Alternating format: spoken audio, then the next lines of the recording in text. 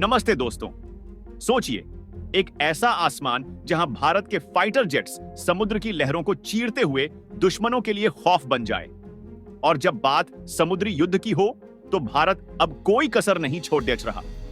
सालों की लंबी बातचीत, मोल भाव और स्ट्रेटेजिक प्लानिंग के बाद भारत ने फ्रांस के साथ एक ऐसी डील फाइनल की है जो इंडियन नेवी को सुपर पावर बनाएगी।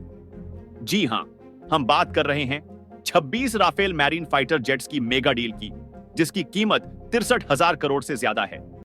यह सिर्फ जेट्स की खरीद नहीं, बल्कि इंडिया की मैरीटाइम डोमिनेंस और इंडो पैसिफिक में चाइना को काउंटर करने की एक बड़ी स्ट्रेटजी है। तो आज हम इस डील की हर डिटेल को अनपैक करेंगे और देखेंगे कि कैसे ये Rafale marine jets Indian navy को अजेय बनाएंगे, क्योंकि ये journey full of power, strategy और प्राइड होने वाली है। रफाल मरीन डील एक नया युग। कभी सोचा है कि एक डील कितना बड़ा इंपैक्ट डाल सकती है?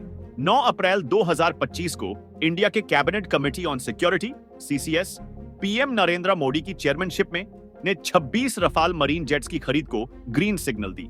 रॉयटर्स और द हिंदू की रिपोर्ट्स के मुताबिक ये डील 63,887 करोड़ रुपए, लगभग 7 अरब 4 करोड़ डॉलर की है और इसे जल्द ही फ्रेंच डिफेंस मिनिस्टर सेबेस्टियन लेकोर्नु के इंडिया विजिट के दौरान साइन किया जाएगा। इस डील में 22 single seater Rafale M jets और 4 ट्विन सीटर ट्रेनर जेट्स शामिल हैं। साथ ही weapons package, Meteor, Exocet, SSCL missiles, 5 साल का प्रदर्शन आधारित logistics support, crew training, simulators और Indian Navy specific design alterations भी हैं। आईएनएस विक्रांत, इंडिया का इंडिजिनस एयरक्राफ्ट कैरियर, इस डील का एपिसेंटर होगा, जहां ये जेट्स ऑपरेट करेंगे।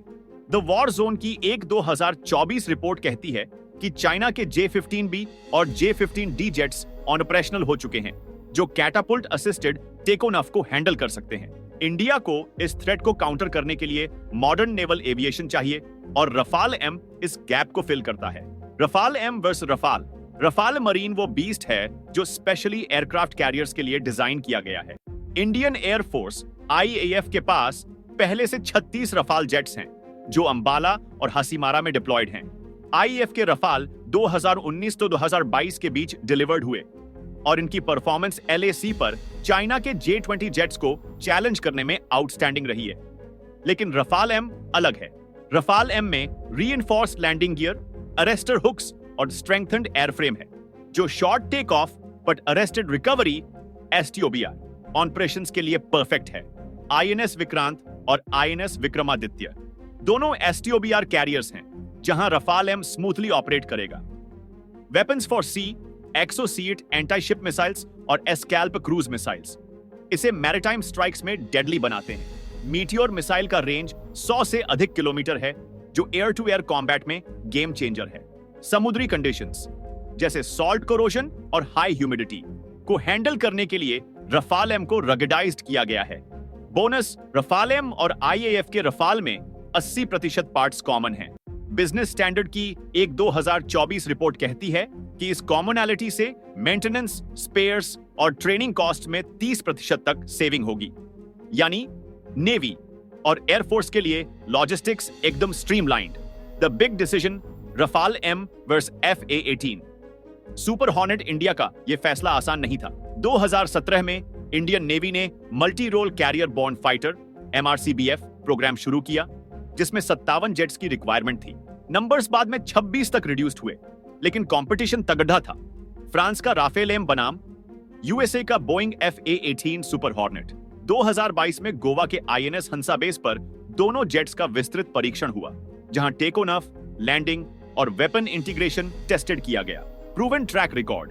IAF के 36 राफेल जेट पहले से ऑपरेशनल हैं, जिन्होंने बालाकोट स्ट्राइक और LAC स्टैंडोनफ में क्षमता दिखाई। FA-18 का भारत में कोई ऑपरेशनल हिस्ट्री नहीं था। लॉजिस्टिक्स एज, रफाल एम के स्पेयर्स और मेंटेनेंस फैसिलिटीज IAF के साथ शेयर हो सकते हैं। दसॉल्ट एविएशन ने नागपुर में DRAL, Dassault Reliance Aerospace Limited facility बनाई है, जो स्पेयर्स प्रोड्यूस करती है। Indigenous integration. इंडिया ने अस्ट्रा और रुद्रम मिसाइल्स को राफाल एम में इंटीग्रेट करने की कंडीशन रखी। द हिंदू की एक 2024 रिपोर्ट के मुताबिक एस्ट्रा मिसाइल का 60 मील रेंज रफाल एम को रीजनल एज देगा। फ्रांस ने गवर्नमेंट टू गवर्नमेंट डील में फुल ट्रांसपेरेंसी और टाइमली डिलीवरी का एश्योरेंस दिया। 2016 की 36 राफाल डील में फ्रांस ने 67 महीने में डिलीवरी कंप्लीट की थी। बोइंग का जेट भारी पेलोड्स और लॉन्गर एंड्योरेंस देता है, लेकिन इंटीग्रेशन कॉस्ट्स और लैक ऑफ कॉमनैलिटी ने इसे पीछे कर दिया। टाइम्स ऑफ इंडिया की एक 2024 रिपोर्ट कहती है कि नेवी ने तकनीकी जमीन पर राफेल एम को प्रेफर किया। फ्रांस की दसॉल्ट एरोस्पेस ने पहले राफेल एम के लिए स्काई हाई प्राइसेस कोट किए थे। 30 सितंबर 2024 को फ्रांस ने फाइनल प्राइस ऑफर सबमिट किया, जिसमें सिग्निफिकेंट रिडक्शन था। 2016 की 36 राफाल डील 9 लाख करोड़ को बेस बनाया गया, इन्फ्लेशन एडजस्टमेंट्स के साथ, नो एक्स्ट्रा कस्टमाइजेशन। 63,887 करोड़ में वेपन्स, ट्रेनिंग, लॉजिस्टिक्स और स्पेयर्स शामिल हैं।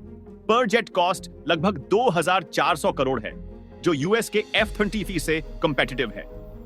राफेल एम की ताकत, तकनीकी ब्रेकडाउन। राफेल एम सिर्फ एक जेट नहीं, बल्कि एक फ्लाइंग फोर्ट्रेस है। डासॉल्ट एरोस्पेस की वेबसाइट के मुताबिक राफेल एम का Thales RB-2A XIA radar 200 plus kilometre तक मल्टीपल टारगेट्स ट्रैक कर सकता है। स्टेल्थी डिजाइन, लो रेडार क्रॉस सेक्शन और स्पेक्ट्रा इलेक्ट्रॉनिक वॉरफेयर सिस्टम इसे अनडिटेक्टेबल बनाते हैं। बड़ी बड़ी रिफ्यूलिंग सिस्टम से 10 से अधिक Rafale jets mid year refuel करें हो सकते हैं, जिससे मिशंस का रेंज डबल होता है।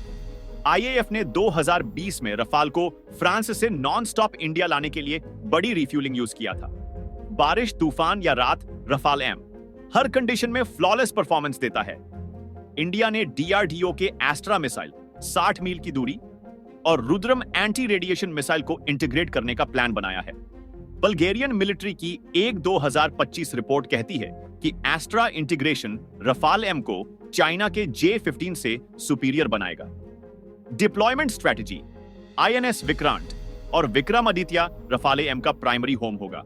INS विक्रांत इंडिया का इंडिजिनस एयरक्राफ्ट कैरियर, जो 2022 में कमीशन हुआ।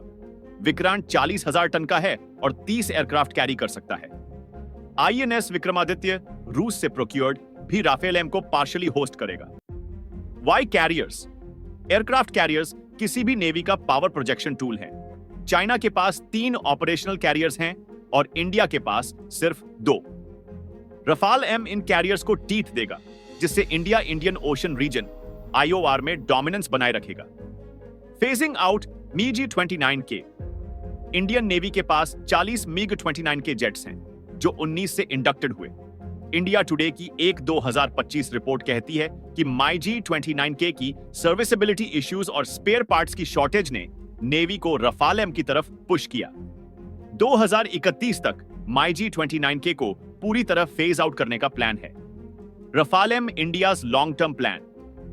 रफाल एम एक इंटरिम सॉल्यूशन है। मेरे हिसाब से रफाल एम डील इंडिया के लिए स्ट्रेटेजिक मास्टर स्ट्रोक है। यह सिर्फ जेट्स की खरीद नहीं, बल्कि इंडो पैसिफिक में इंडिया की लीडरशिप को सीमेंट करने का स्टेप है।